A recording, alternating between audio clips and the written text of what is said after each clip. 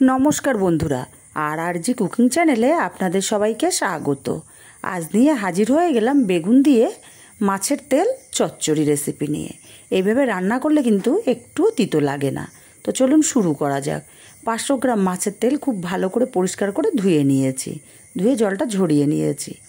Are एखाने एकटा बड़ो साइजेर बेगुन छोटो छोटो टुकरो करे केटे धुए नियेछि। एबार उनुने कड़ाई बसिए दिये दिচ্ছি 3 चामच परिमाणे तेल। तेलटा गरम करे निये केटे धुए राखा बेगुनगुलोके दिए दिलाम। एकटू नेड़े चेड़े नेब हालका।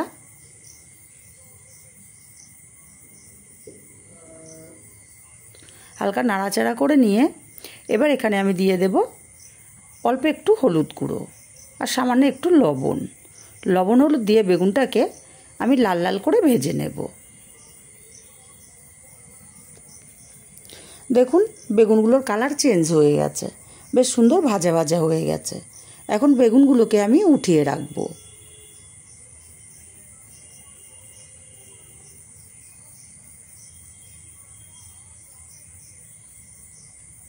বেগুনগুলো উঠিয়ে নিয়ে এই তেলেই আমি রান্নাটা করব। এখানে বেশ কিছুটা পরিমাণে আমি পেঁয়াজ কুচি করে রেখেছিলাম দিয়ে দিলাম আর দিয়ে দেব 5টা চেরা কাঁচা লঙ্কা। পেঁয়াজ আর লঙ্কাটাকে হালকা ভেজে নেব।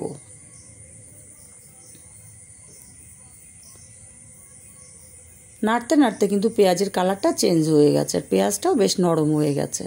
এখন এখানে দিয়ে দিচ্ছি 1 চামচ পরিমাণে আমি রসুন গ্রেট করে রেখেছিলাম। গ্রেট করা রসুনটা দিয়ে দিলাম। রসুনটাকেও ভেজে নেব কাঁচা গন্ধ চলে যাওয়া পর্যন্ত। পেঁয়াজ আর রসুন কাঁচা লঙ্কা বেশ ভাজা ভাজা হয়ে গেছে। এখানে দিয়ে দিচ্ছি স্বাদ মতো লবণ, 1/2 চামচ হলুদ গুঁড়ো আর 1/2 চামচ দেব ঝাল লঙ্কার গুঁড়ো। মশলাটাকে কষিয়ে নেব মিনিট 2 সময় নিয়ে। মশলাটা মিনিট 2 সময় নিয়ে কষিয়ে নিয়েছি, বেশ ভাজা ভাজা হয়ে গেছে। এখন এখানে ধুয়ে পরিষ্কার করে রাখা মাছের তেলগুলোকে দিয়ে দিলাম।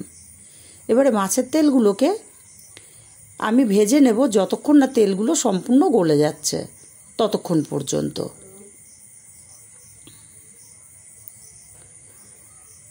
দেখুন নাড়তে নাড়তে কিন্তু মাছের তেলগুলো গলে গিয়ে সম্পূর্ণ তেলটাই বেরিয়ে এসছে। অনেকটা পরিমাণে তেল এখান থেকে বেরিয়ে গেছে। আমি মিনিট 5 সময় নিয়ে মাছের তেলগুলোকে ভেজে নিয়েছি। এখন কিন্তু এখানে একটা মাছের তেলও গোটা নেই, শুধু পটকাগুলো আছে। এবার আমি এখানে দিয়ে দেব ভেজে রাখা বেগুনগুলো। বেগুনগুলোকে দিয়ে মাছের তেলের সাথে আমি আরও মিনিট 3-4 রান্না করে নেব, যাতে বেগুনের মধ্যে মাছের তেল মশলা সবই ঢুকতে পারে। মিনিট 3-4 আমি বেগুন দিয়ে মাছের তেলটা রান্না করে নিয়েছি। বেগুনটা ভালো মতো সেদ্ধ হয়ে গেছে। এবার এখানে দিয়ে দিচ্ছি সামান্য একটু ভাজা জিরের গুঁড়ো। ভাজা জিরের গুঁড়োটা দিয়ে খুব ভালো করে মিশিয়ে নেব, যাতে ভাজা জিরের গুঁড়োটা যে ফ্লেভারটা সম্পূর্ণ তরকারির মধ্যে যেন ঢুকতে পারে। খুব ভালো করে আমি নেড়েচেড়ে মিশিয়ে নিয়েছি। এবার একটা আলাদা পাত্রে নামিয়ে নিলাম। তৈরি হয়ে গেল বেগুন দিয়ে মাছের তেল চচ্চড়ি। রেসিপিটা কেমন লাগলো কমেন্ট করে জানাতে কিন্তু একদমই ভুলবেন না। ভালো লাগলে একটি লাইক ও শেয়ার করতে ভুলবেন না।